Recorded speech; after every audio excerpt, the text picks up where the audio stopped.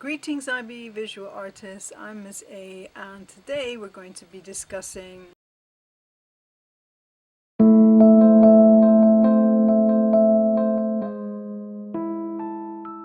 so how do you prepare for the IB Visual Arts course? What I usually ask my students to do is to start a sketchbook. In that sketchbook, you want to be really looking at possible topics that you will be exploring over the 2-year course. I'll be discussing topics in a later video. I think the IB basically states that no topic is required. I don't necessarily always agree with this. I'm not saying that it's necessary or that you must have a topic, but I feel that it is possibly better. But even if you don't want to stick to just one topic over the 2 years, I think it's a very good idea to have ideas that you come in with once you start the course. I recommend a hardback sketchbook because you'll be taking it, to everywhere, hopefully.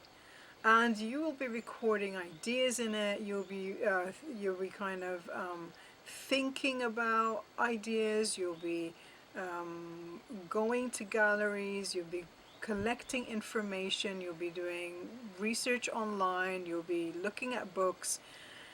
And in preparation for your own journey, 2-year journey where you'll be exploring specific subjects, okay, or topics. Make sure that the topics are something you feel reasonably passionate about, okay? Things that move you or touch you or that interest you, that you're curious about, want to learn more about. Choose things that will sustain you for 2 years. You're doing this for 2 years, so don't choose a topic where you can think, oh well, I've got, I've got an idea for one painting there, or maybe I have an idea for sculpture or whatever it is. Think about long term. It's something that inspires you and makes you think about lots of possibilities. One of the main differences, I think, between TOK and the visual arts is that visual arts is a very practical subject. You will actually have to produce art. So you're not just thinking about stuff, you're not just discussing things, you're not just, critically thinking. You're doing all that, but you actually have to produce concrete artwork. This is very important.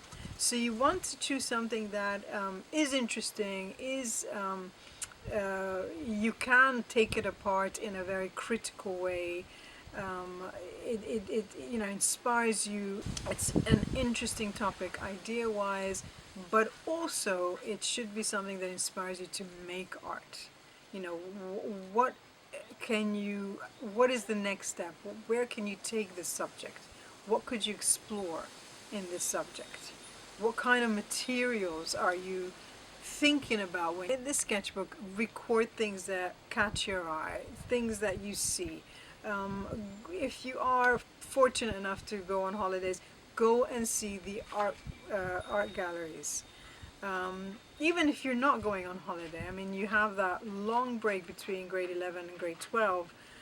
Spend that summer looking around. I would strongly recommend that you go to art galleries. Because obviously you're studying art, so that's a really good place to start. Go to well-established galleries. There's nothing wrong with artwork in a mall, for example, that's fine. But go to places where art has been looked at and discussed and critiqued, etc. So go to established places because first of all, you will find a lot more information. So for example, if you go to a well-known gallery, you can look at their website after you come back home and you think, oh, what was that artist again? Or also things like leaflets. There'll be like printed material. There'll be stuff that could possibly be helpful. If in a mall, it's a little bit different. So what I'm saying is, give yourself a chance to really explore what you're looking at by choosing something that is set up for uh, exploring the art from an audience's point of view. You want to ask questions, you want to be curious about artwork, so give yourself an opportunity to go somewhere where you can discover a lot about what you're seeing. And record it, you know, just do a little bit of sketching, take photographs if you're allowed to do that. Take photographs and sketch anyway, not just in galleries, you know, whether you're recording an experience that you're having, or you're just kind of giving yourself like little pointers so that when you come back you'll be, oh, I remember this was really interesting, I could develop this into an artwork, or I can explore it in a different way, or it makes me think about this, or from a, you know, from a different angle, etc. So give yourself lots of material that you can then come back and use on the course, in order to develop your work and to, you know, start experimenting and exploring, etc. This is a really good way to support yourself before you come onto the course. You know, you're not starting from scratch. You know, I'm sure you've heard of like artists who, you know, are terrified by the blank canvas. Oh my God, it's overwhelming. What am I going to do? Well, you're not starting with a blank canvas this way. You've got a sketchbook. You've got lots of ideas and notes and leaflets and you know, sketches and all that stuff is in there. Feel free to experiment, you know, to try media out, different media if you've never used watercolor or if you've never used acrylic, etc. I would recommend good paper as well, but don't worry, you know, it doesn't have to be super expensive or fancy, not really. The only reason I mention paper is because, especially if you're using kind of water-based media, then, you know, you're going to kind of warp the pages, etc. Just common sense. So, you know, think about these things. Don't use it so much as a diary. Your sketchbook shouldn't be a diary, okay? It shouldn't be a scrapbook. You're not really scrapbooking, you know. And I say this because a lot of people, they get very bogged down by the way the sketchbook looks. It's not necessarily an exercise in being pretty. It's not what it's about. It should feel very, very genuine in its exploration. And the mission is to give yourself and to collect things that will help you get started on the course.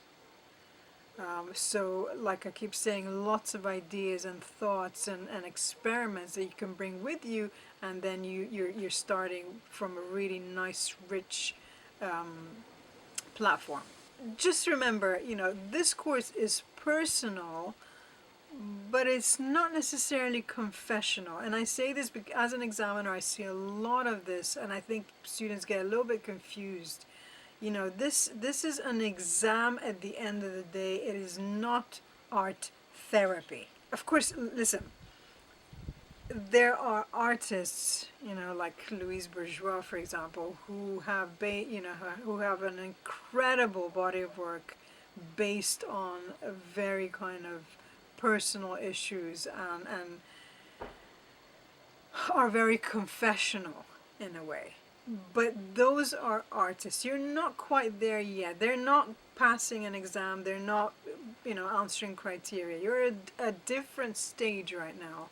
You are kind of starting out, and you're asked to start and explore things in a very specific way. So be aware of this, okay? You're not quite an independent artist just yet. You're on your way, but you're not there quite yet, okay? Another really, really good thing to think about and to actually, you know, do is to prepare an area in the house or in your room that you're going to have just for your art. This is incredibly important because you will be setting things up that you need, you know, to be left alone. You need the space, you need the space for your work, you need the space for your tools and your media and your you know, stuff that you need for your art. The amount of students who've had like their work thrown out, oh, they thought it was rubbish, you know, my mom didn't realize or whatever. Poor moms absolutely understand. My art room always looked like a tip, but I knew and the students knew that what they were doing was really, really important. It didn't necessarily look like that. It could look like rubbish. Try and prevent accidents and stuff being thrown out. And again, don't go crazy. It doesn't have to be really, really fancy stuff. You know, like first of all, it depends on your school, the resources in your school. You may be provided with really, really good stuff. Maybe your school is great like that. You know, it has lots of materials. That's fine. But even if it isn't, don't feel that, you know, you're going to get penalized if you're not using, I don't know, like really fancy materials. In fact, one of the things that you could do is really learn to look at stuff and think about how you can reuse and repurpose stuff. You know, when I was a student in London, I used to go and find stuff in skips all the time and use it. You know, use a discarded door instead of a canvas or whatever it is. You know, like using boards, etc. Or even more interesting stuff for, you know, to use in sculptures, etc. So I mean, you know, start using your creative eye, your artist's eye, to find things that you can use and reuse and in unexpected creative ways. So that's a really good way for preparing for IB. And try and record things in an interesting way, in an innovative way that could be developed over the 2 years once you start the IB Visual Arts course. This is really, really a great way to kind of have an advantage, and all those people who are going to come in and think, oh my God, what am I going to do? Hi, I'm Miss A. I'm back. The camera went off and obviously I was still talking. So I thought I'd finish this video from Morocco. One of the things that I think I should mention is photography. Photography is an excellent medium to record what you see. Try and look at the work of famous photographers. See what is interesting, what's specific to their photography. Why, for example, is someone like Ansel Adams celebrated? What it is about his work that makes it different from somebody else's. The reason I'm saying this is because you will learn to kind of understand what is valued in looking at the world through a lens. So learn to kind of find creative ways to record things. An obvious thing to start off with is angles. You know, try and find angles that are unusual. If you're using your mobile phone to take photos, take those photographs further. See how you can manipulate them to create something very, very different. Take photographs of photographs. Just really, really explore. Take photographs of details. Take photographs of the light, of patterns, of anything that really kind of catches your eye. It's good to remember the 3 components that you're going to be looking at in IB. And one is the comparative study, where you're looking at artwork and artists.